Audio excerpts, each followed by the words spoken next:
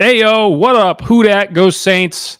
It is the post-win episode of Inside Black and Gold, the one you have been waiting for. It's actually game day, and we're actually able to record. This has always been the plan for home games. The problem is there just has not been many of them, first of all, and the last one was on a Thursday, and so that didn't happen, but this is our late night post-game edition of Inside Black and Gold. We're going to go through the what did work, what didn't work. We're going to get into a live mailbag. I'm Jeff Nowak. We're joined here shortly by Steve Geller, who just hosted for 10 hours and is, for some reason, still wants to go on and talk about the Saints.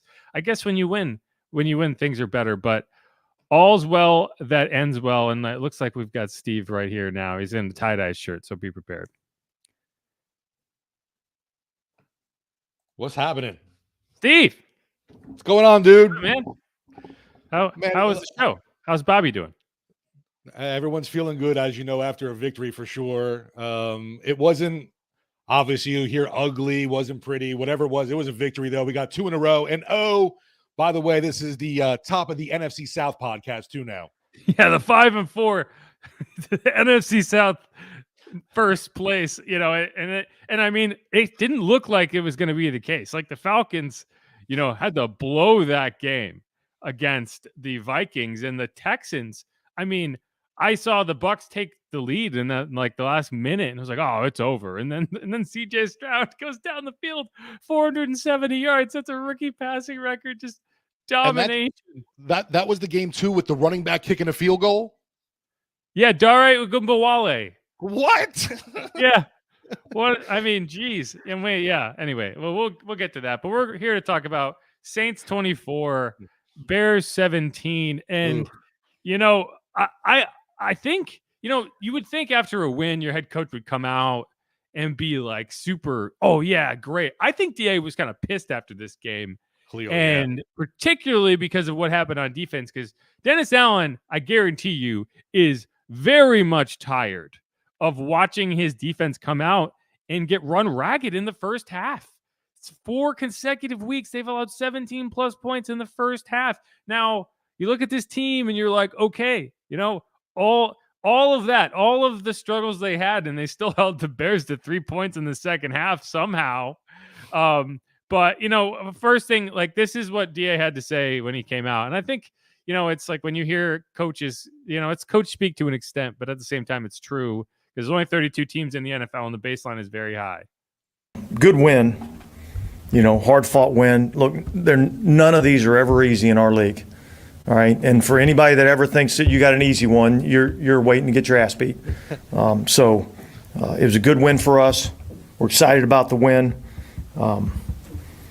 and moving forward and getting ready to go play Minnesota. So.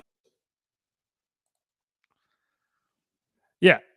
And so, to me, it's like, yeah, this, I think coaches get tired of hearing oh, the Bears aren't very good. The Saints should roll in this game. And in reality, it's like, there's every team in the NFL is good to an extent. They all have pros on them on these rosters. It's not going to ever be this walkover. Occasionally it is. Occasionally the team just doesn't show up, but that wasn't the case with the Bears today. They played hard. But what about when you have 5 turnovers in a game and you only win by 7? Yes. Well, so we're going to get into that in the what didn't work segment. But first things first, I do you look at the 5 turnovers and you say, okay, well, the defense struggled to get off the field. But in the second half, they did make Taysom Hill look like a rookie, right? And those Paulson second half Adebo, adjustments. We'll get to the second half adjustments.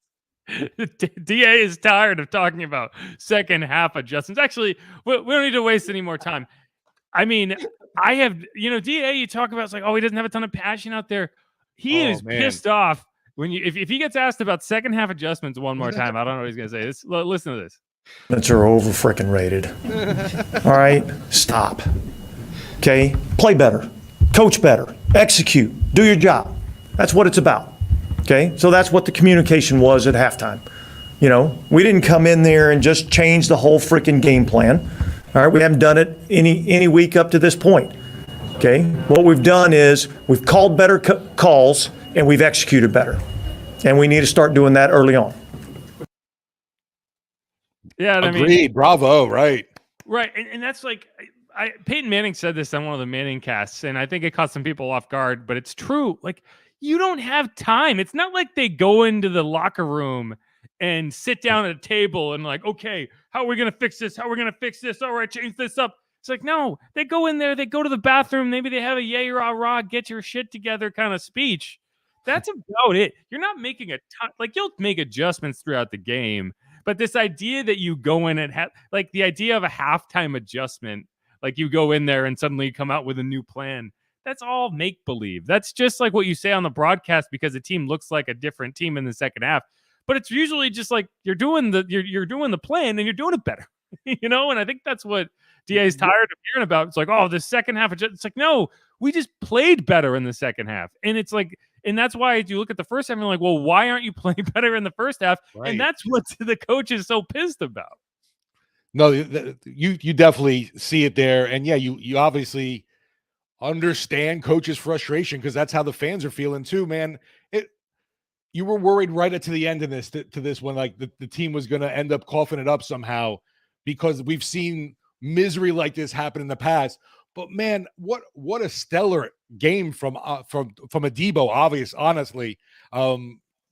I mean, clearly, easily, you usually sometimes have to debate like player of the game, but when he puts up numbers like that, it's hard not to give it to him.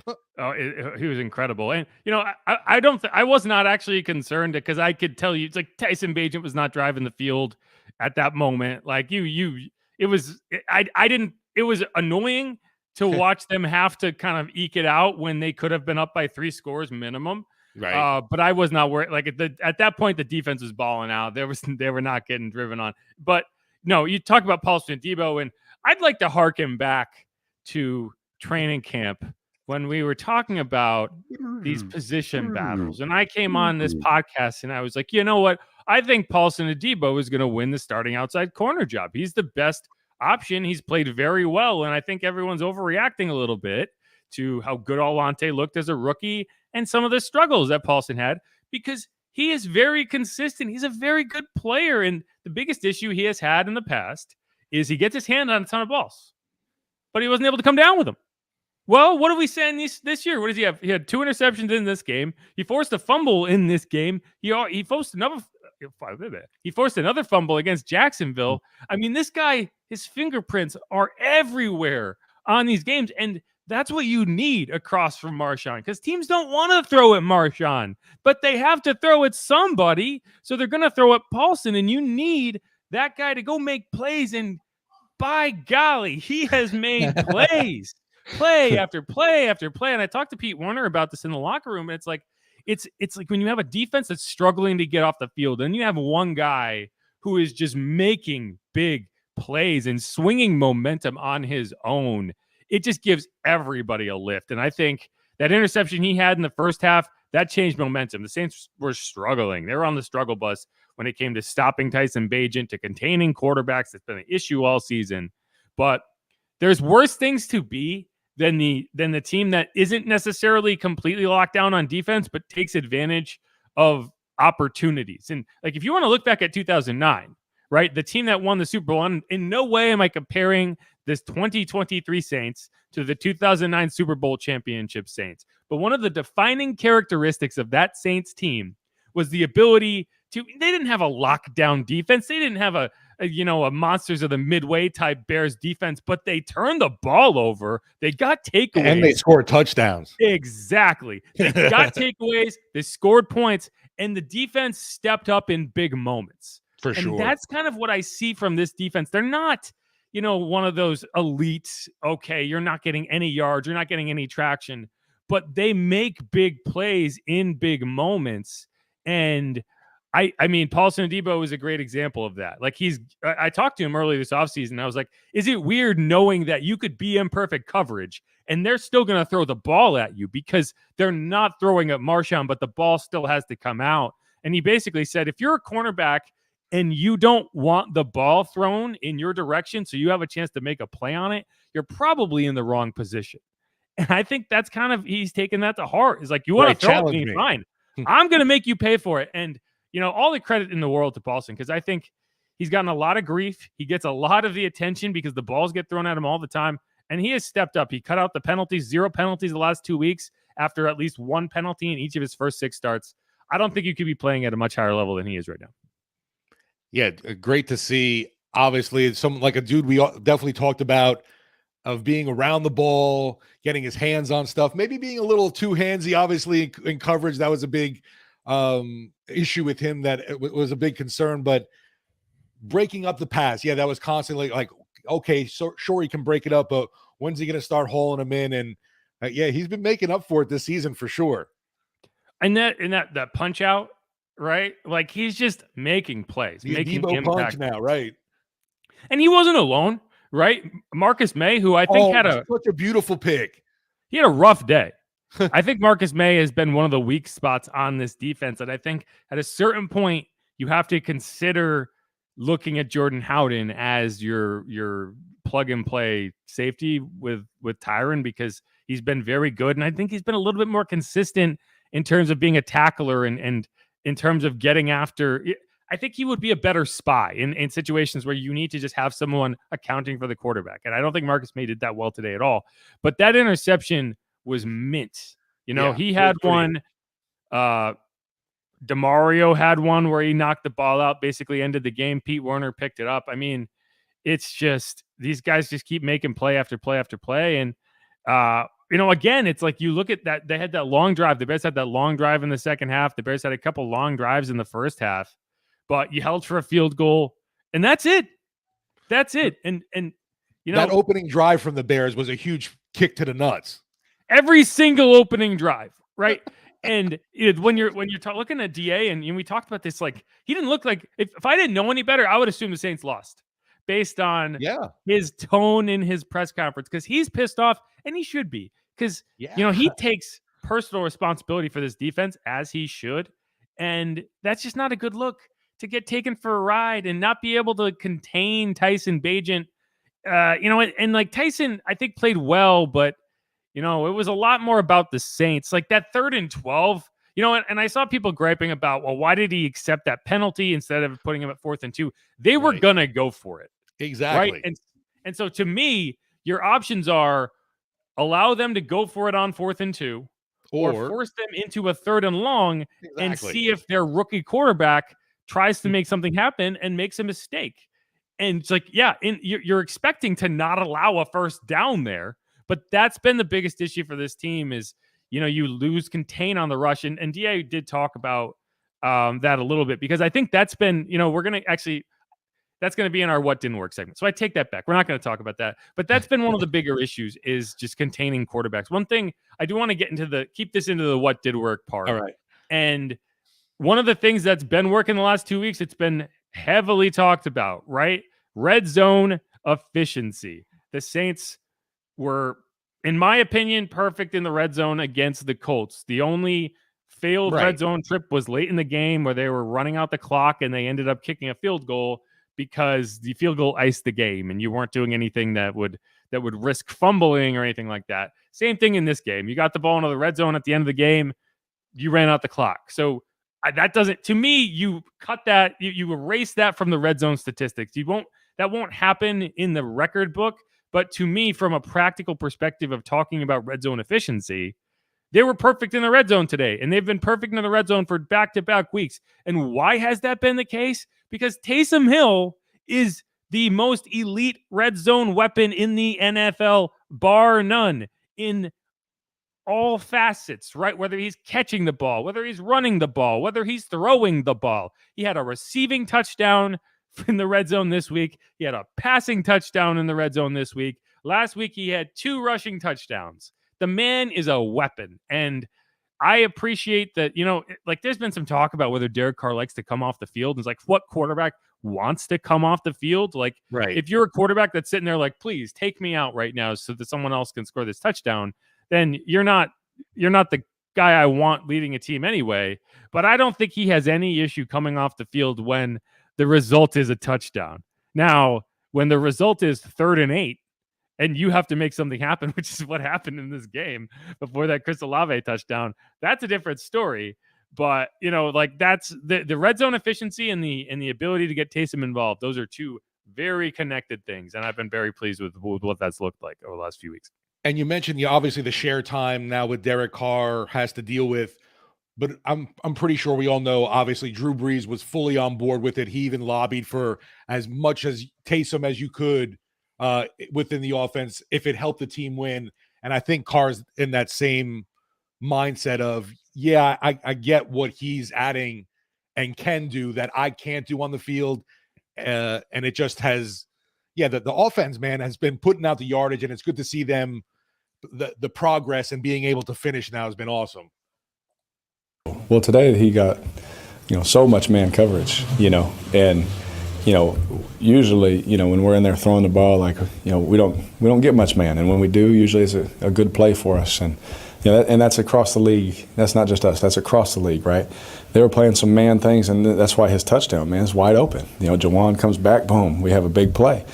And you see just his ability to run the football. They got to load the box. If you don't load the box, he can throw it, And he's been so good in that role here for so long, And I remember watching the clips of, growing up of when it was Drew playing quarterback, and I was like, man, I was from afar. I was like, man, they're taking Drew off the field, and then you get here like, I see why. This guy's pretty good, and so he's great in what he does for us, and he's a ultimate competitor, great friend. He's been amazing to me since I got here, and I celebrate him every chance I get because of, that just doesn't come around all the time. A guy that can go from tight end to running back, from special teams, blocking on a punt return, to playing tight end, to going to quarterback, to playing F receiver, like that just doesn't happen all the time. So, he's one of my favorite teammates, but he's just an ultimate competitor, and I love him.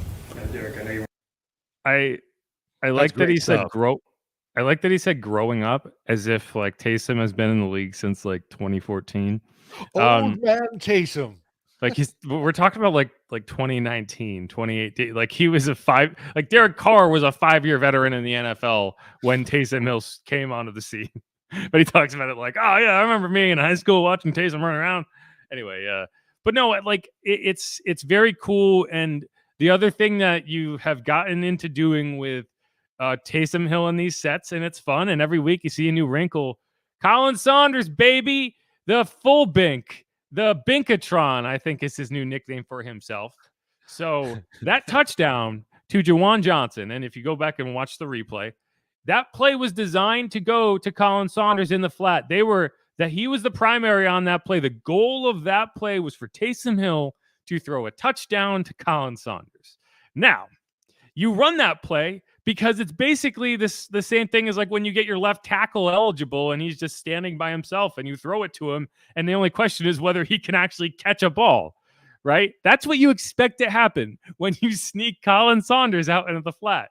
Well, that's not what happened. It's almost like the Bears overthought it, and they actually devoted 2 defenders to Colin Saunders and left Jawan Johnson standing by himself in the end zone. Like that's how much this defense makes this Saints offensive attack, when it's utilizing Taysom, when it's utilizing Colin, has gotten other teams into their own heads, where they are double covering a defensive tackle out of the backfield and leaving the tight end that led your team in receiving touchdowns last year standing alone in the back of the end zone. And I asked, we talked to Colin about this. Unfortunately, the music in the locker room is so loud that my audio files are unusable, unless you want to hear Lil Wayne with some mumbling in the background.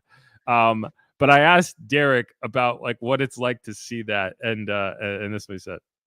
I believe that play was designed to go to Colin. Is it kind of wild to see a defensive tackle dragging multiple defenders and leaving Jawan standing by himself? Hilarious. I've played with my fair share of good players on the skill positions. I've never seen someone attract that much attention on a football play. So credit to him. Him and I got to put him and Devontae in the same category now, and being able to attract attention. So him and Mike T taking double teams today, they attract attention. I think I put 99 in that category too. So you said Binkatron? Binkatron. Yeah. Like a Megatron, huh? Basically. And he said that Juwan owes him a thank you for the wide open touchdown, which is true. I mean, he also went in motion on that last play, one of those later plays, and it was like the fastest motion I've ever seen. He was just like you see guys go in motion, and they're fast guys in most cases. So they're kind of, they're not running full speed, but they're still going pretty fast. Like Colin, if you go back and watch it, he went in motion, full sprint all the way across. That was one of those last plays as they were icing the game. But again, like one thing that I do appreciate about this offense is the attack. It's enjoyable. Like there's so many different ways it can beat you. Michael Thomas did not catch a pass today. He did force a penalty. He was targeted, I want to say, twice. One of those was erased because it drew a penalty. But you managed to win this game without Michael Thomas catching a pass. And I just think that there's, when this offense is working, it's finding ways to get everyone involved. I do have to apologize to anyone who took my advice and started Jamal Williams, because it just did not work. And I will say that the logic behind that for me was the Saints would be playing with a lead and he would get a lot of carries. And if you watch how they started this game, I think they did want to run Jamal and get Jamal going. He was in for the first 3 snaps of the game. But I do think that, as you kind of got into this game and it was a little more of a barn burner than you expected, you didn't run the ball at all. I mean, Taysom Hill ran for 52 yards. Beyond that, Alvin Kamara, 9 carries for 26 yards. Jamal Williams, 3 carries for 6 yards. Kendre Miller, 1 carry for 0 yards. So your running backs accounted for 32 yards on 13 carries. So just generally speaking, you did not run the ball. No. You mentioned obviously Miller was disappointing to see him. He really did have that one play. But like I know he left the game with an injury, right? Yeah, he had that screen pass that went for 31 yards, and then he left with an ankle sprain, which is not good. But again, you do have a stable of running backs that you feel good about. So, hopefully his injury is nothing significant. But if it is, you do have the bodies to withstand it. One other thing that I did want to point out that definitely worked. And again, we're talking about the kicking game, and we talked about Darren Rizzi, and I think that Lou Headley has not been nearly as bad as a lot of people seem to think he has been. And I think it doesn't look the same as you're used to. And Right. And I understand that he doesn't have a cannon leg, so he's not flipping the field. I think that's my biggest criticism, is when he's kicking from the goal line, right? Or he's kicking, you're backed up and you just need a kick to get it out past midfield. That's not where he's at his best. And so it's going to be frustrating to watch him do that. But when you look at kind of the balance of his work, he just constantly is pinning teams inside the 20. I mean, he had that kick today where, and I give credit to Isaac Yadam too. I think Isaac Yadam has been excellent in getting downfield and stopping these kicks short of the goal line. He had one against the Colts where he was just right there. The ball kicked at the 9, right into his arms, and he pinned him at the 3. This week, he made one of the best special teams plays I have ever seen, in that ball kind of bounding in, and he just kind of slapped it out of bounds at the 2. And like the difference between starting at the 20 and starting at the 2, it's basically a turnover, because the offense is all they're going to do is try to get out of the shadow of their own goalpost. If they get a first down, great, but they're not throwing it. They're not getting aggressive. They're just trying to survive. And that's, people said, well, it wasn't Headley because Yadam made a good play. Well, he still had to make the kick that allowed Yadam to make the good play. He's punted 8 times over the last 2 games. 7 of those kicks have been downed inside the 20. And one of them that wasn't, I would argue, is one of his best kicks of this season. It was a 48-yard net punt that was downed at the 23-yard line. 0 return yards. None of these kicks have been returned. And so, you look at Lou and you say, well, why? It doesn't always look right. It's not always perfect. But at the end of the day, it's effective. And so, I think that I want him to get better. He's a rookie. He will get better. But there's this idea that like, oh, they should cut Lou Headley. They should try out punters and bring somebody else in. I don't think he's been an issue, especially the last 2 weeks. Now, that kick against the Jags late in the game, that was a bad one, right? He's had some bad kicks. Right. Every punter makes bad kicks, right? You look back at the Bengals game last year, Blake Gillikin made a terrible kick. It happens. It's just something you live with from a punter perspective. But I think that, these last 2 weeks, you've gotten a very good showing of what Lou Hedley can do. And, I don't think that it's been that big of an issue. No, you're right. Even when you look at the numbers, it's like inside the 20, the net yardage, the net gain kind of deal with him. It doesn't look pretty all the time. He was definitely more inconsistent earlier in the year. You mentioned the Jags game, obviously, too, but at least the last two outings have been pretty good from him. But I don't think he's really, you can say, oh, the Saints, that he cost them the game kind of deal. Or anything in a special teams situation where, there was some ire that was drawn towards, I'll say, like, Blake Grupe, the kicker. Even now, I know folks, he made a 55-yarder today, but you missed one that you should have today. That's a frustrating part of his game. I want to talk about Blake, but I don't want to talk about it here. I got you. But I mean, just my point is, like, what are your expectations for your punter? Like, what do you need from your punter? And to me, what you need is a guy who's consistently going to put the ball inside the 20. And yes, you would love for him to be able to flip the field. Now, you're not always going to get both of those things, but I do think that you're getting, when you're talking about going in punts, he's been very good. And so, I don't know. I feel the need to protect Lou. Just the tattooed Aussie man who definitely does not need my help. But I don't know. I every time I tweet about Lou Hedley, I get these responses like, "Oh, he's terrible, cut him." And I don't know. I think you're missing the point, personally. But that's it. That's all I got. Anything else that worked that you want to highlight before we move on? I'm trying to think real quick. I'll give. It wasn't like a major extreme game, but props to Chris Olave, kind of a slump buster. Making a few grabs and getting into the end zone.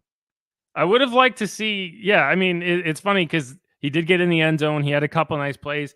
I appreciate the completion rate, like 6 for 8 as opposed to 6 for 15, right? I would have liked to see, the passing game was not as high octane as I would have liked. But one thing that I asked Derek Carr about after the game, and I think is very relevant to keeping yourself in games and winning games. This Saints team has not turned the ball over much at all. And so if I keep people complain, oh, captain check down. Well, the other team turned the ball over 5 times today, right? Like, that's an option too. You could make dangerous throws and you could squeeze the ball into tight windows, but that's not always the best option. And when you have your defense play in the way it was in the second half, no, you're not. The best option is not always going to be to squeeze the ball. And sometimes you just live to play another down. Derek Carr's thrown 4 interceptions. Jameis Winston has 1 interception. And the Saints have lost 3 fumbles. So through 9 weeks, you have 8 giveaways and 18 takeaways. You are plus 10 in the turnover margin. And so to me, that's been something that, that's not for nothing, right? 4 interceptions through 9 weeks. That's pretty impressive in my opinion. And could the passing game be a little more high octane? Sure. But, I think that when you're taking care of the ball the way the Saints have, you can afford to be a little bit more conservative. So no, you mentioned the takeaways too. What an awesome thing to see after how few we were getting last year. And it felt like anytime you were able to get one, it was like a miracle. And tied for first in the NFL. Right. Unreal turnaround from that aspect. Huge props to whatever went into that. Who knows? But they've been those bounces that, everyone complained about weren't going your way or being, maybe just a tick too late. That's not happening this year, which is awesome to see. Another positive I'll shout out to Cam Jordan, who I thought had his best game of the year. I thought you really felt him. I don't know if it was because Matt Ryan was in the building or not.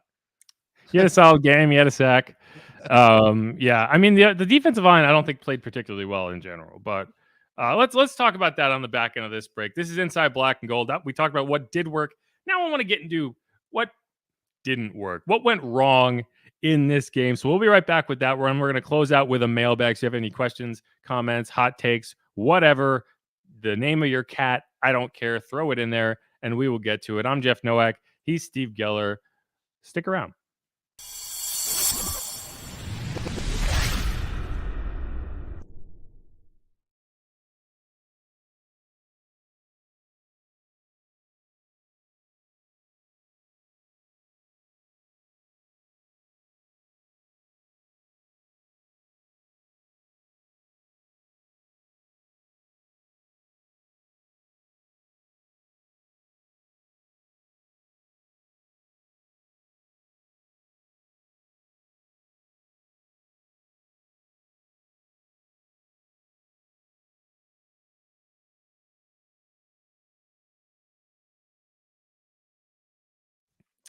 And we're back on Inside Black and Gold. And this is the What Didn't Work segment. And, I'm Jeff Nowak. He's Steve Geller.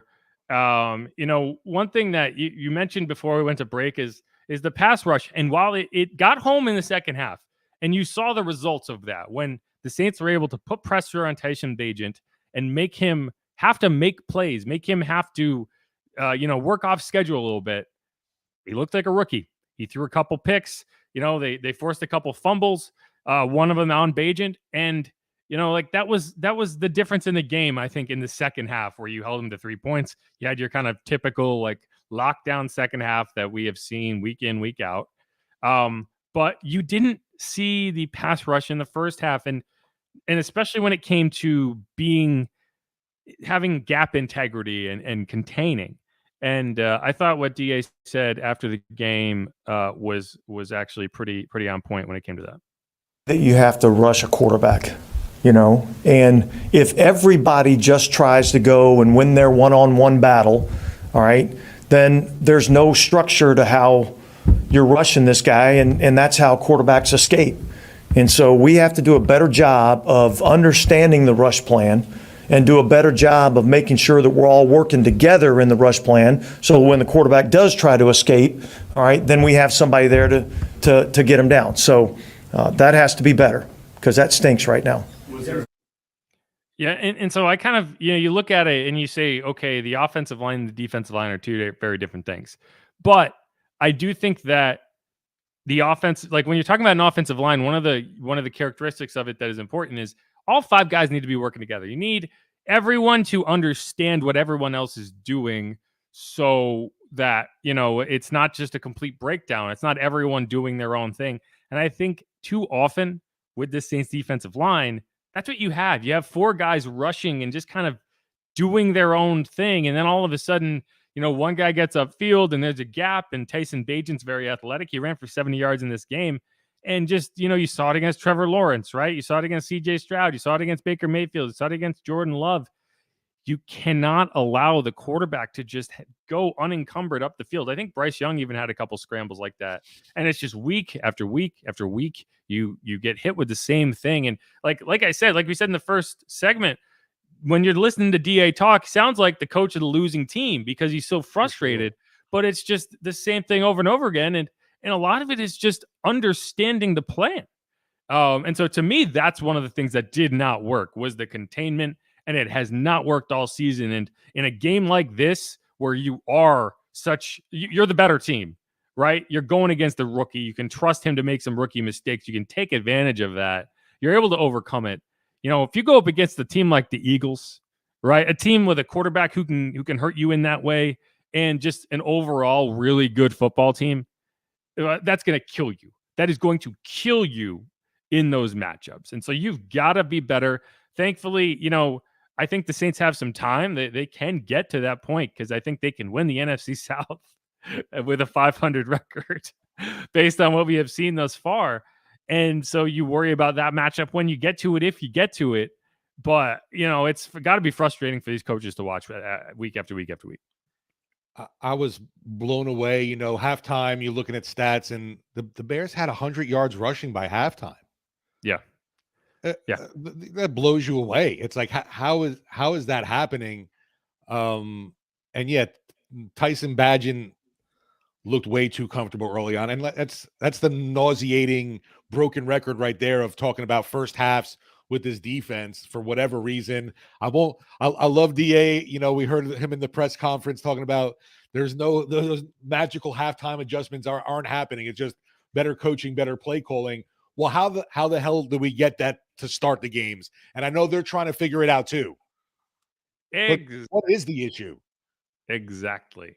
I don't. But yeah, Tyson Bagent, 8 carries for 70 yards, 8.8 yards per carry. No, not Patrick Mahomes, right? Yeah. Deontay Foreman also had a really good day. 20 carries. Yeah, I sat him in fantasy. Yeah. Idiot. 0.2 yards per carry. Hey, I sat CJ Stroud, so we can talk about that one. Yeah. But I think I won still. So okay, that's a positive, right? Deshaun Watson, I think I played Deshaun over him, and he had a solid day. Okay. But yeah, and you know, he said, you know, the Saints, if the Saints can't hold this team down on the run part of it, they could have trouble, right? The only way the Bears win this game is running the ball and forcing turnovers, right? And they ran the ball very well. What they didn't do is force turnovers. And I think if you have one bad turnover in that game, you might lose it. That's how close it was. And like, I'm not trying to sugarcoat anything. Like, this offense should have put more points on the board. And one of the ways they could have done that was with the next thing that didn't work. And it's Blake Grupe. And now I understand 55-yard field goal. He nailed that one. And I think that there was some weight coming off his shoulders there because he had missed his last 2 50-plus yard attempts. But then you go out there, it's a 47-yarder. You know, that's got to be almost automatic. That's got to be like a 95% scenario inside 50. It's got to be, especially indoors, no wind. There you go, right? Perfect conditions. Yeah. Like, that's got to be, like, if you got that as a game-winning kick, that should be money. In the bank. You should not even think twice about it. That's a make. And right now, it just doesn't feel that way. And, you know, I tweeted during the game, like, I think the Saints need to sit down and have some serious conversations about Blake Grupe and whether he is the best option. Like, but it's not as simple as just cut Blake Grupe and find somebody else, right? Because not that easy, right? No, I mean, like again, it's kind of like when we talked about, oh, the Saints should take the play calling away from Pete Carmichael and give it to Ronald Curry. And it's like, you're assuming that there is only better options available. But in reality, it could get worse, right? He did make a 55-yarder in this game. He missed that 47-yarder by inches, right? It hit the upright. You know, the guy from the Bears also missed a kick. I was going to say, whose doink was louder? They were both pretty loud. They hit opposite sides of the same goalpost. They like balanced each other out. You know, the tuning fork was like humming. But you know, with Blake, it's not just that miss, right? It's a pattern that is concerning, which is, you know, pressure kicks, right? That kick against the Packers that he missed from 29 against the Texans, which is just kind of like in your own head type of kick. He almost missed the PAT against the Jags. It hit the upright and went in. You know, he's 4 for 6 from 40 to 49. Okay. That's just not, you can't be 4 for 6 from 40 to 49 in today's NFL and keep your job. That said, I'm not sitting here and saying that there are better options sitting at home on their couch. So I think the Saints are going to stick with him. Man, do you bring in someone to like challenge him, like to light a fire kind of deal? Or who knows, like maybe they know him better and that might throw him off worse. I don't know. It's just frustrating to watch because you know that's going to cost you a game. It already has cost you a game, or at least a chance to win a game. Like people say, oh, if he had made that kick against the Packers, they would win that game. Packers had a lot of time left and a timeout. They probably get downfield and have a chance to kick their own field goal. So I'm not putting that completely on him. Right. But, you know, it's like that did cost you a chance to go ahead in that game. And you're going to come down to a situation at some point this season where you need a kick to either tie it in the final minute or go ahead. And I just don't feel confident right now in Blake Grupe doing that. And it's what I said when they decided to keep him. It was like, you know, I think that he has been really good in camp, but what happens when you got a pressure kick? And I know Will Lutz is nails in those scenarios, even if he's inconsistent at times. He's nails and pressure kicks and put away kicks. And like Will Lutz, when he would miss, it would be kind of like, oh, it's the first half and he's kicking from 46 and, but like on the games on the line, he would make those kicks. When you have a chance to go up 10 points in the fourth quarter, he's making that kick. And that's a bad miss from him. And I'm sure Darren Rizzi is he's got heartburn. Even more hoarse.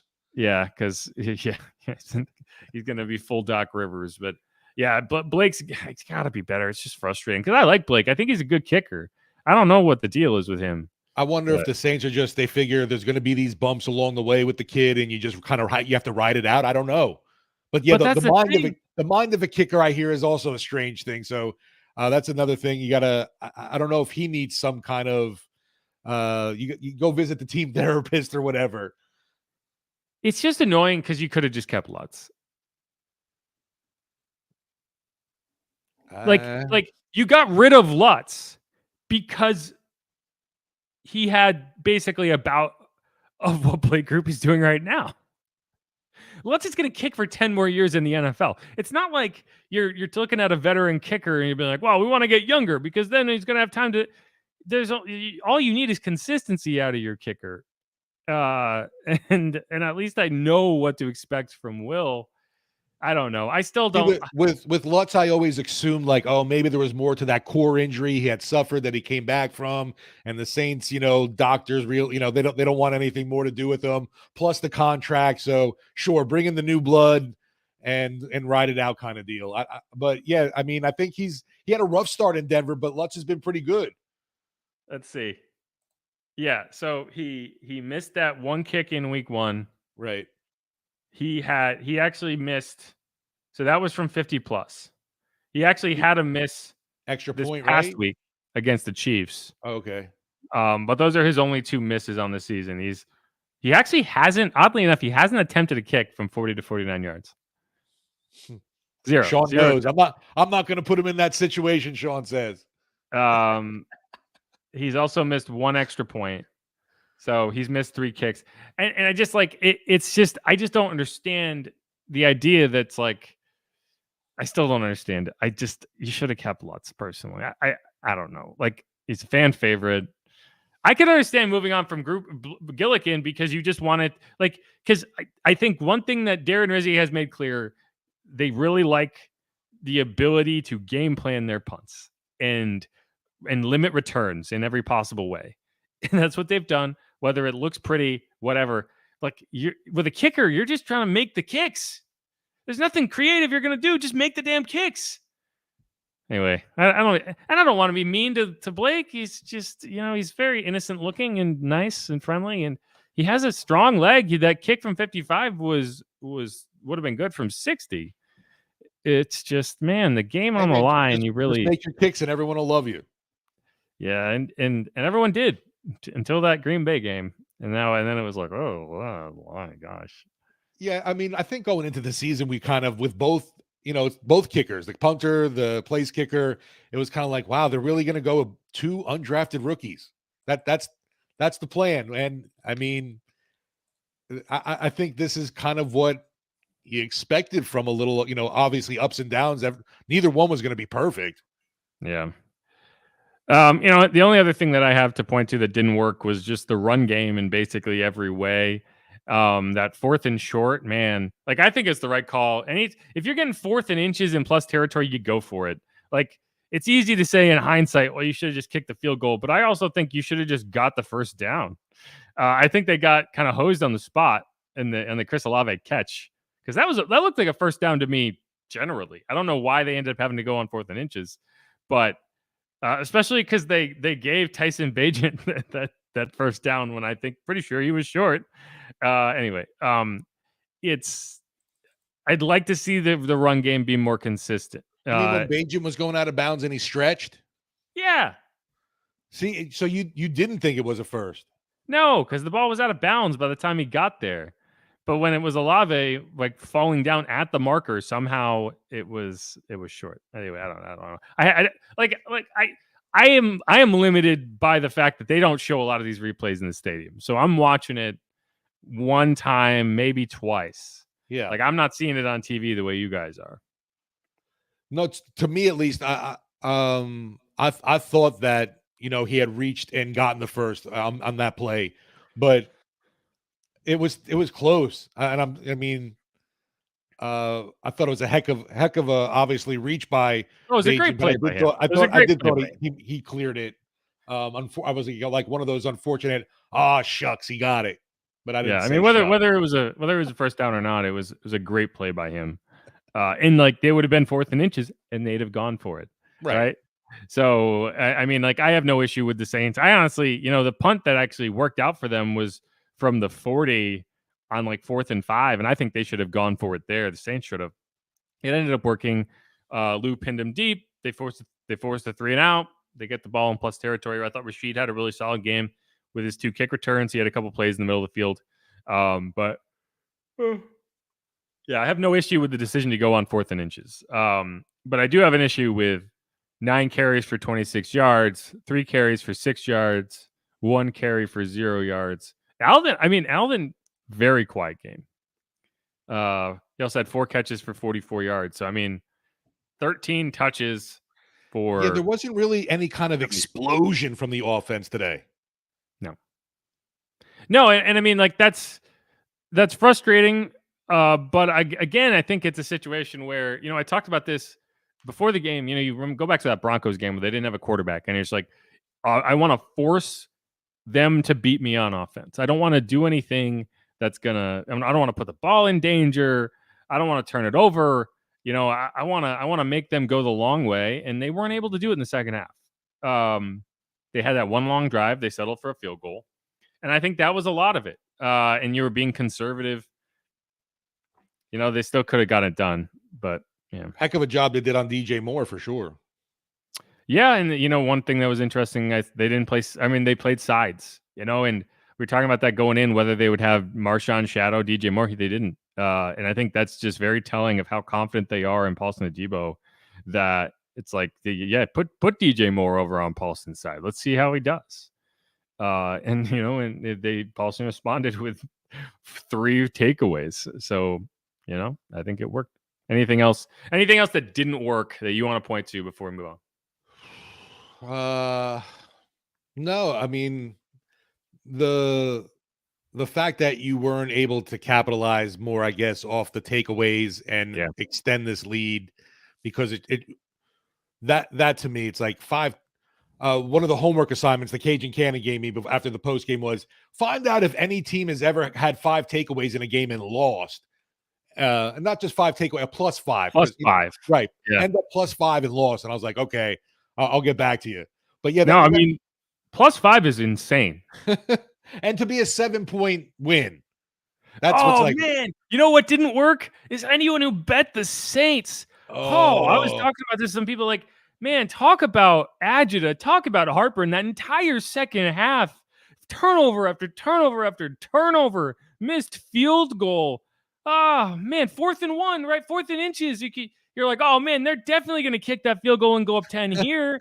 Nope.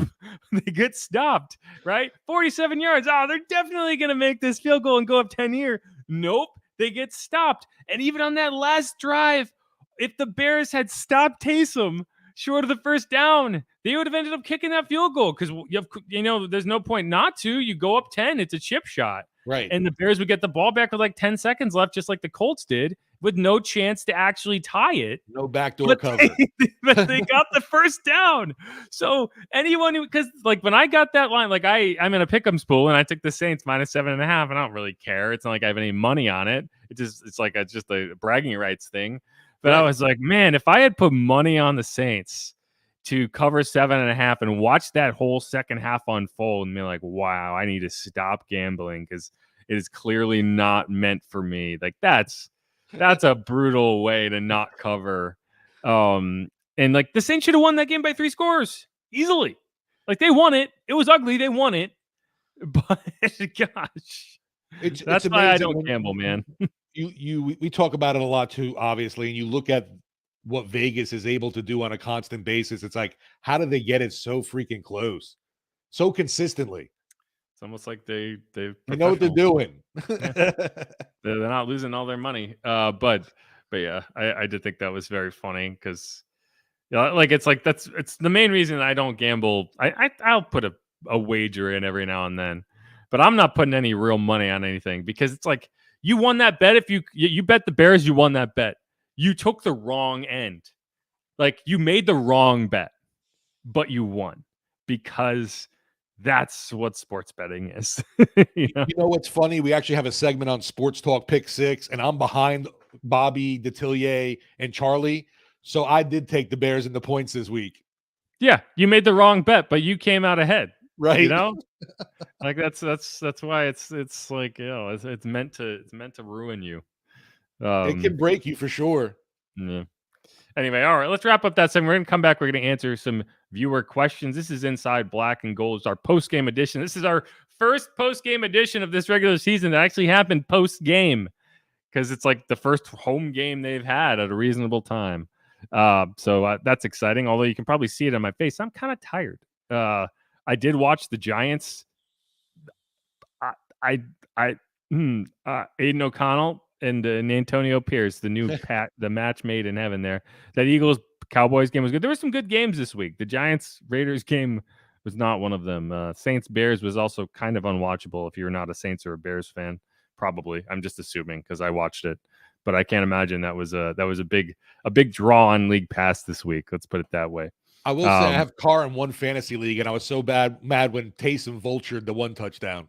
Yeah, he got one touchdown. He did turn the ball over. He had a decent day, but yeah. Not a that 300-yard passing streak came to an end. Right. Oh, Steve start me this week? Forget it. He had two touchdowns? 2 touchdowns, right. Yeah, but Taysom had the one pass to Juwan. And I like, was right, wait a minute. Olave. I was when the pass went to Juwan, I was like, all right, a third touchdown. Then it was like, oh, wait, Taysom threw it. Damn it. Yeah, I mean, 211 yards, 2 touchdowns. It's a solid day. Yeah, it's like 20 I'll take points. it, right. Yeah. I mean, that's about average. It's average or above average. Like, you're not losing because of that. It's no CJ Stroud day. Not like the -1 I got from Deshaun Watson a couple weeks ago. Yeah, it's definitely not CJ Stroud. But all right, let's wrap up that segment. We will be right back on Inside Black and Gold.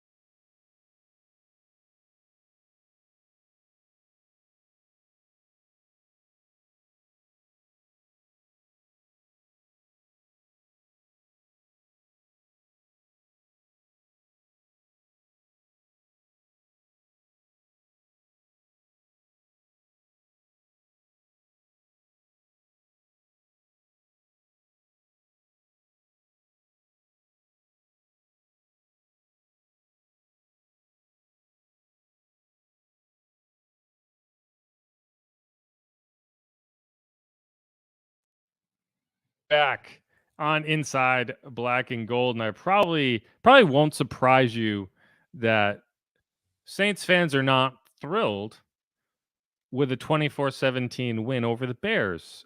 And there's a lot of this. Red tea here. With as many turnovers as we had, we should have dropped 40-50.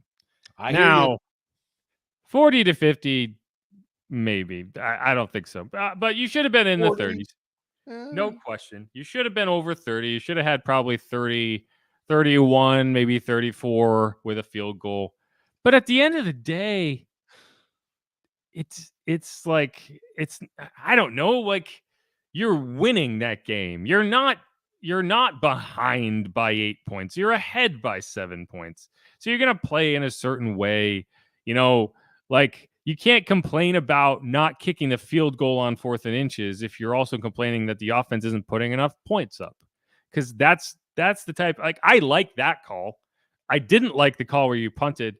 But at the same time, it's like people are also going to say, there's Wayne Anderson. It's a good thing they played a subpar team. Had they played a good team, they would have lost in spite of 5 turnovers. That would have been laughable. But you can only play one team at a time. It doesn't matter what other teams would have done in that exact scenario. It would be a different game. That's such a dumb thing. You can only play the team you played. The transitive property does not work. We have seen it. It's not a thing in the NFL, right? Otherwise, you see some crazy results in the NFL. The frustration's real, though. I get it. I understand. You should have blown this team out the water. I understand it, but unless you're gambling on the result, it doesn't really matter. And I think you did see the offense move the ball. I think, sure, you would have liked to see them be more dynamic, but I don't know. I guess I don't know. It's just it's splitting hairs at a certain point to say yeah, okay, well, they should have done this, they should have done that. They won the game. So that's the ultimate positive spin of it. They won the game. We're streaking, baby. We've won 2 in a row, and guess what? Everyone else lost, and somehow little old New Orleans is atop the division. Yeah, all 3 other teams, all 3 of the other NFC South teams lost, and they, it's and I get it. We want to see the high flying offense every week. The Bears, it's solid. It's not great, but it's also not bad.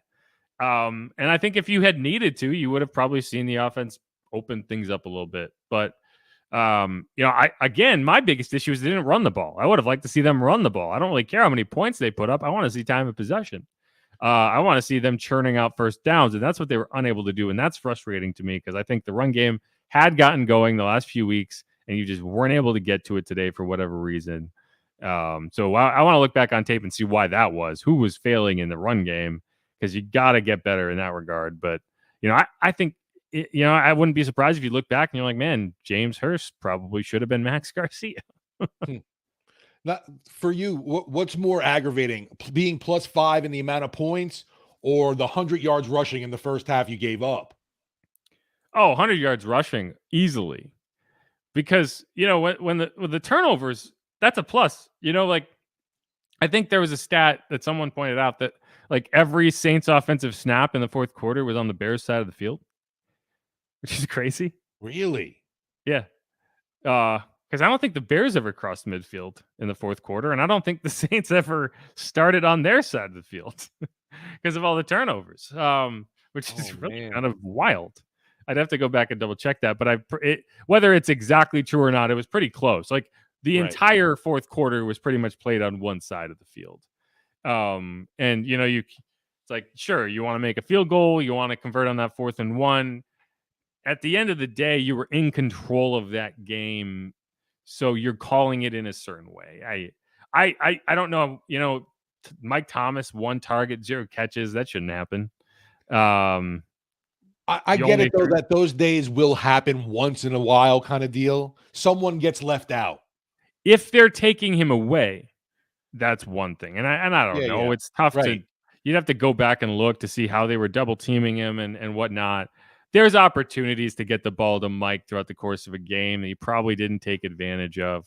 I'd like to get him engaged. Although, I was talking to Tyler about this, and I think Mike made a comment at one point, which was I really want to get Mike involved early, or he might, I want to get him engaged early. And I actually think it's not true in terms of, I want to get Chris involved early. I feel like Chris is one of the players, and there's wide receivers like this. It's you want to get him involved early because that'll keep him engaged.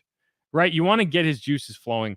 A guy like Mike, he's going to be there regardless. You don't necessarily have to get him involved. He's like Zen in one mode. Exactly. He's there. He's always there. So I actually don't think you need to force the ball to him early to make sure you get peak Mike Thomas. I think you should try to do that for Chris. Either way, you can't forget about him. You got to use him. And I just, I think the passing part of the game plan, there was some weak spots. I don't know if this game was necessarily called as effectively as you'd like it to be. That said, you put up 24 points, you won the game. That's the thing. This offense, we still haven't uncapped it. I think that's the biggest takeaway from the last 2 games, honestly, Jeff, is that everyone's left wanting more, including the Saints, obviously. Yeah. I agree with that. Trav 504 says Blake Groupie is Boomhauer from King of the Hill, and I can see it. I don't know You know the who show. that? I know You know who of the Boomhauer? show. I just don't know the show. You know who Boomhauer is? Oh, No. man. Anyway, he does kind of look like him. But St. John Butler with another Blake Groupie says, at what point do we bring in some kickers to challenge Groupie for his roster spot? I don't know if challenge is the right word. It's not like you're going to have him go out there and like go kick for kick with the guy. I mean, I don't think it happens this week. We know he's got the leg, right? That's not the issue. It's like when it comes down to the crunch time, when the lights are bright, can you make it? I think you're going out to Minnesota. You're not bringing in a kicker this week. And you'd like to see him bounce back, right? I'd like to see him make a couple kicks. I'd like to see if this situation comes up again, he makes it, and then you go into the bye and you're feeling a little more confident about it. If you go out to Minnesota and he continues to struggle, then I think that's a bye week activity. I think, you got basically 2 weeks, and you start to make some calls and see who's available, maybe a Robbie Gould, but I don't think you're there yet. As frustrating as it's been, he did make a 55-yarder in this game. It's not like, there's a point at which you have to make a change, and you're like, man, we cannot afford to have this continue. You have a guy make a 55-yarder in a game that kind of evens it out a little bit, right? So, the guy from the, like you look at kickers that like Justin Tucker's having a bad year. Are they going to cut Justin Tucker? No. Cairo Santos mixed the kick this week. Are they going to cut Cairo Santos? No. I can't even remember the guy's name on the other side. Who is it? Oh, Cairo Santos. Yeah, duh. I was like, what do you mean the other side? We're the other side. Yeah, I don't know. I was in my head. I was That's like, all right. Space, you've been up too long, right? Yeah. Either way, the point is, like, guys miss kicks. You're not going to make every kick. So it's just a matter of, like, can you get more consistent? Can you figure out what's going wrong? What went wrong on that kick? Can it be fixed? And I don't know. Like, I don't think you're bringing in. You're not doing that midweek. Let's put it that way. Like, you're giving him a chance. And if his head's in the right place and you feel good about it, you're going to keep going to him. But it's just frustrating because you can see clear scenarios where this is going to cost you down the road. That said, it's not any more inconsistent than you've seen the last 2 years, right? Last year with Lutz, you dealt with the same shit. 2 years ago, it was worse. Oh, you remember the revolving door of Brett Maher and Aldrich Rosas and Cody Parkey. Oh, there was another guy with a generic name, Greg Joseph, I think. Isn't Maher somewhere, or he got cut again? He was in Denver. I mean, I think he's right. He's Okay. everywhere. I feel like every week I see Brett Maher showing up on a different roster. The eternal nomad.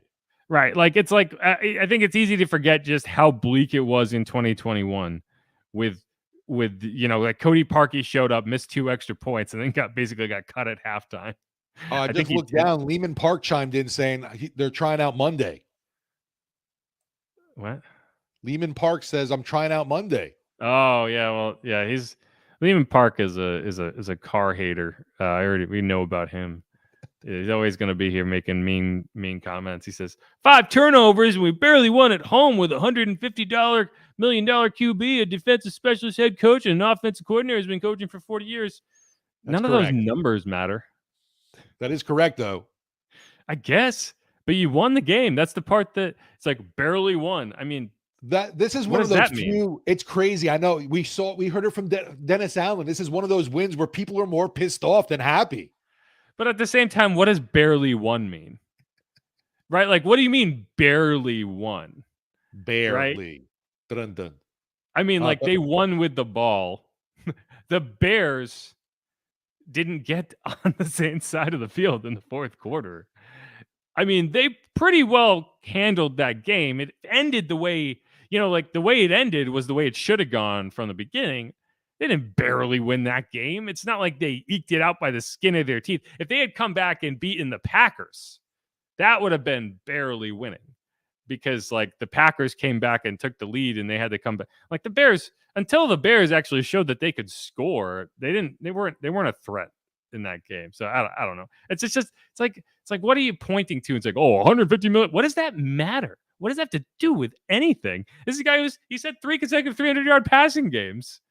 See, and they want. I just don't understand the criticism there. For me, it was the fact that I thought it should have been going in. I expected an easy victory for this team to able to handle the Bears.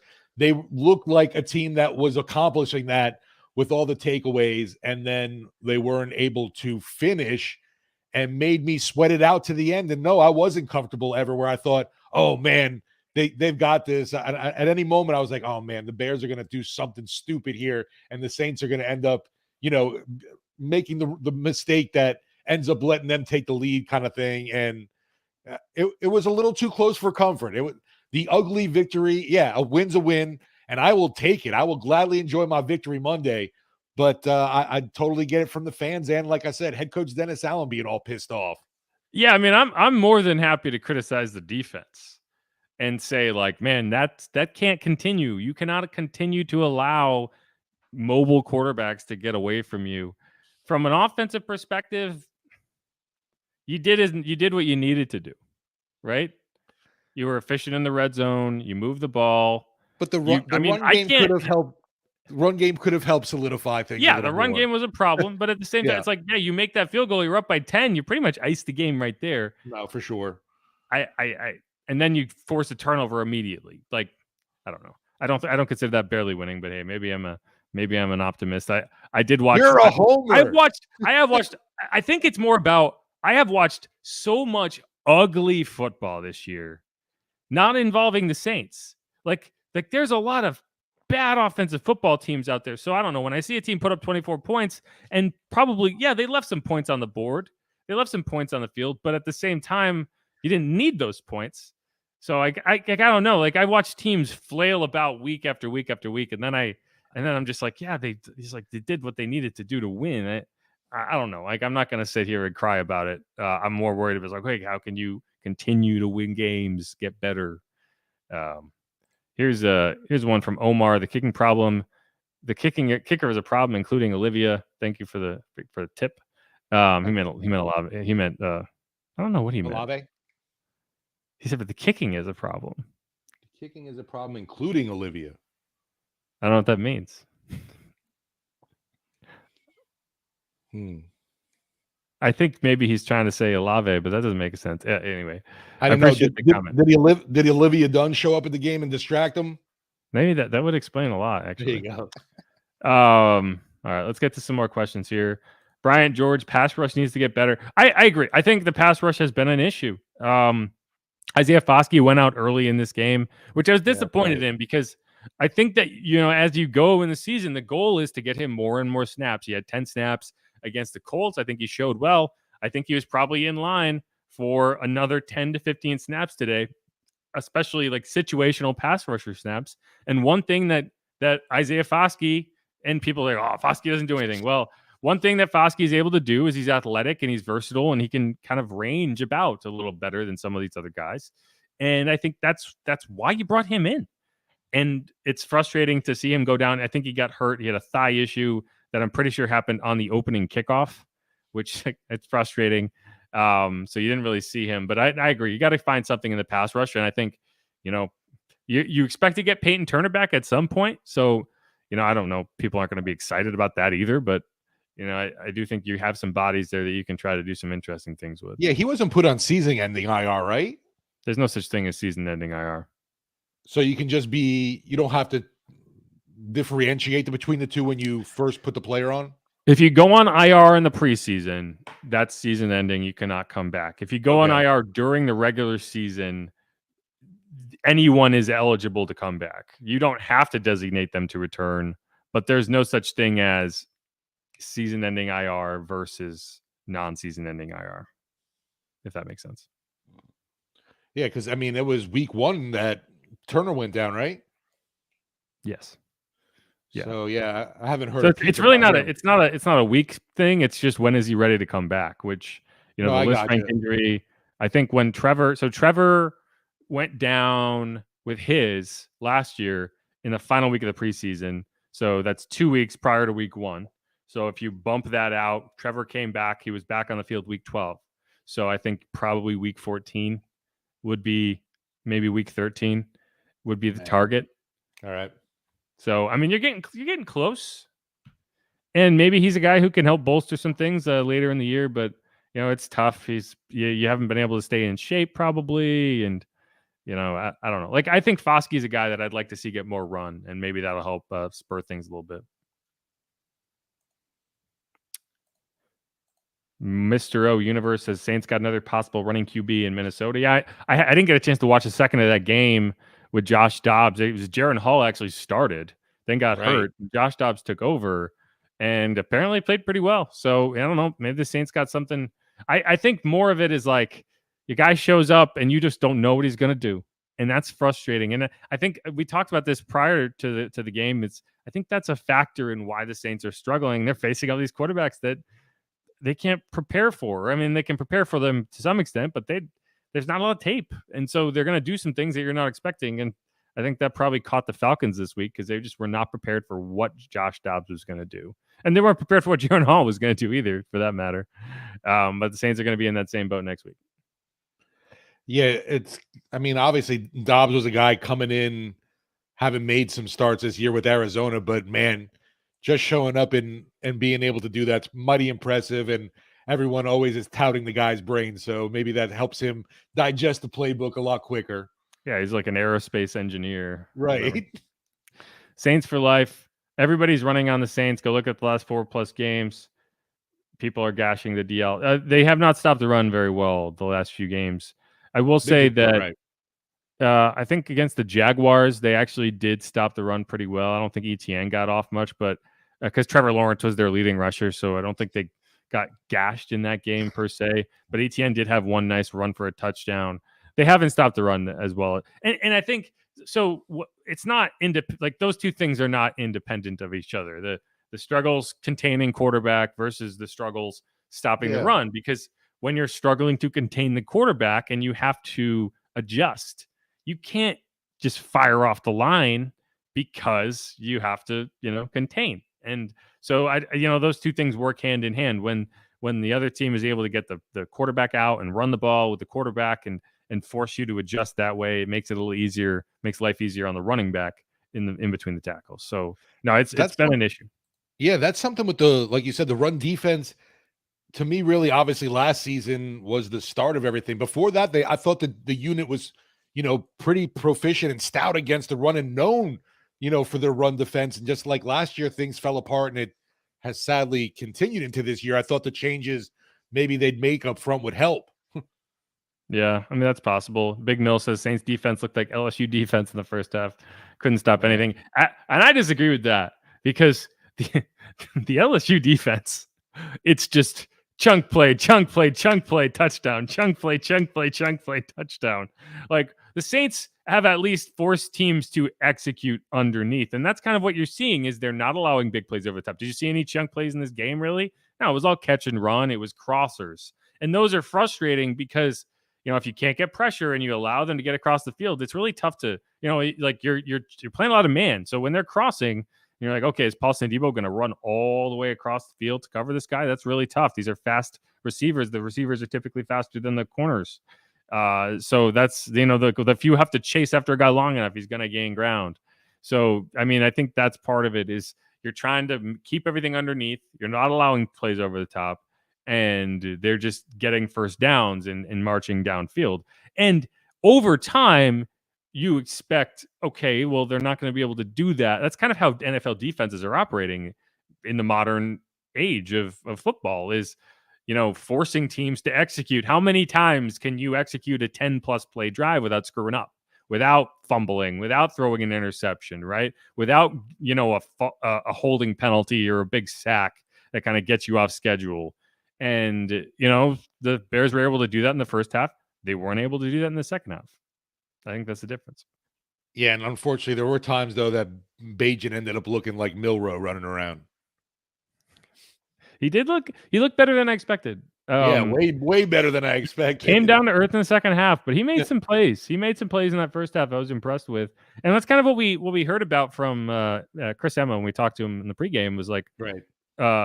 He understands how to play quarterback. He looks like a quarterback out there. He makes good reads. He makes good decisions. The arm talent is not what you would hope for for an NFL starter. And I compared him to Taylor Heineke. I think he looked a lot like Taylor Heineke out there. Played very similarly in the sense that's like he makes the right reads. I just don't know if he can make all the throws. And my new least favorite NFL word that everyone seems to love to use now is moxie. He's got moxie. God, how many times are we going to hear about quarterbacks the Saints are facing with moxie? He's got moxie. It's basically just saying, okay, well, he's not very good, but he's going to try hard. Right. He's a try hard. Right.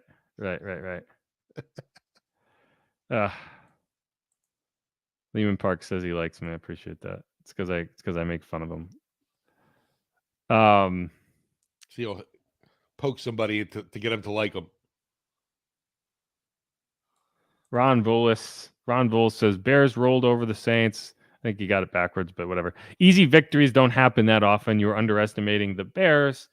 And yeah, I mean, I don't know if you're underestimating the Bears, but I do think that you're underestimating the idea that an NFL team is not going to show up and put up a fight. Like that's the biggest difference. Like, and I say this a lot. Like when you look at college versus the NFL, there are going to be games in college where if this team does not win by 40, if LSU doesn't go and face Army and win by 40, then that is a disappointment for them. In the NFL, that doesn't exist. The baseline is so much higher that like the competition level, the parity is so close that it's like, yeah, you got to go out there and execute and you got to play a top level or you will lose, right? Like this Bears team beat up on the Raiders a few weeks back. The Raiders just went and beat up on the Giants, right? The Giants beat the Cardinals. The Cardinals beat the Cowboys. Like it's weird stuff happens. Here's a better one. The Saints went out and shut out the Patriots 34-0. Same stadium. The Patriots beat the Bills like 3 weeks later. Like 2 weeks. The Jets beat the Eagles. The Jets beat the Eagles. And then like they had the punt competition against the Giants last week. Like it's not as simple as saying this team's better than this team, so this team didn't win by enough, so they suck. I don't know. There's no AP rankings. It's not a committee. It's just records and who's got the better one. And right now, like we said earlier, NFC South, number 1, baby. Number 1. So ugly. So ugly. I'll take it. I like happy podcasts. Says, I appreciate this channel so I can let some steam out. I appreciate it too. I just give you a hard time. I just like to, if I didn't have people to complain about, what would I talk about? Anyway. So here's one last one. Charles Hudson. The NFL has it set so that teams are afraid to hit the QB. NCAA is the same. Unless you're Alabama, because I don't know what targeting is anymore because I saw targeting and it wasn't called. Not that it wouldn't have changed the result, but man, that was the worst. I mean, it's like, what's the point of targeting if that's not the call? Anyway, the NFL, I agree that I think one of the reasons Tyson Bagent was able to reach out and get that first down is because Marcus May was afraid to hit him. It's the second time this season Marcus May has appeared afraid to hit a quarterback as he ran down the field. He did the same thing against Bryce Young, and he just kind of like olayed in the middle of the field. And, Marcus, like again, I said this in the first segment. I think Marcus May, you're going to have to start to look at Jordan Howden and say, is he the better option? And I don't think you're there yet, but I'm not a fan of how Marcus plays in space. In coverage, I think he's fine. When he's kind of in zone or he's kind of... Sorry, you may end up seeing Howden getting more and more snaps if, that decline, like you say, you're seeing there with May. Yeah, I don't think anything was spectacular either from him except for the interception, obviously. I think he covers pretty well. I just don't know if he plays angles particularly well. I think he gets lost in space at times. And that's not what you want to, like, that's not what you expect to say about a veteran safety. So I don't know. Like again, I don't think the back end of this defense has been a problem. Like, I think they've done a good job of taking away big plays. And the issue has been coming up and tackling when teams go short. Because that's what you saw. I mean, Cole Kmet was the problem in this game. Right? When the Bears got things going offensively, it was Cole freaking Kmet. He caught that first touchdown pass through Tyrann Mathieu. Yes. like Tyrann was there. Tyrann was like, I got it. I'm gonna make an interception. And Cole literally just bowls through him. And oh man. I also thought Alontae Taylor could have had an interception, but he got it. Like, I think it was DJ Moore, maybe Darnell Mooney, just like grabbed his arm and pulled him. Like, are you gonna call that? Like, what's going on? Anyway, that's all I got. I don't have anything else. What do you got? No, it just overall a little too much sweat for an opponent that you thought everybody, even Vegas for 8.5 point spread that it ended up moving up to would easily handle. But yeah, a win is a win is a win. We'll take it. Hallelujah. 5-4 feels better than 4-6 or 4-5. Sorry, you can't lose 2. Kind of reminds me of the game in 2021 when they went up to New York and beat the Jets with Zach Wilson, and everyone was like, man, that guy sucks. I remember tweeting after that, being like, man, Zach Wilson's a lot worse than I thought he was. I think everyone's kind of caught up with that take. I guess we gotta just ride it out, the wave of winning now, and just hope for 3 in a row. And Minnesota is one of those teams too. I know that gets in, who that's heads because of the postseason demises we've had against them. Yeah, it doesn't matter if it's Kirk Cousins, Case Keenum, Sam Bradford, I think, was the quarterback when they lost to him in 2018. Remember, they started 0-2. I think Sam Bradford was the Vikings quarterback for that game. But yeah, it's one of those things. Like, if you win this game, you're on a 2-game winning streak. If you can go out and beat Minnesota, get on a roll, go on the bye, and then come back, and all of a sudden, it's like no one's going to be thinking about, man, we should have beat the Bears by more. You're thinking, man, we're on a 3-game winning streak. We're in control of the NFC South. Let's freaking go. And I frankly am just like, we talked about this in the pregame show. This is the time of year where in the past 2 seasons, you have let way too many games get away, right?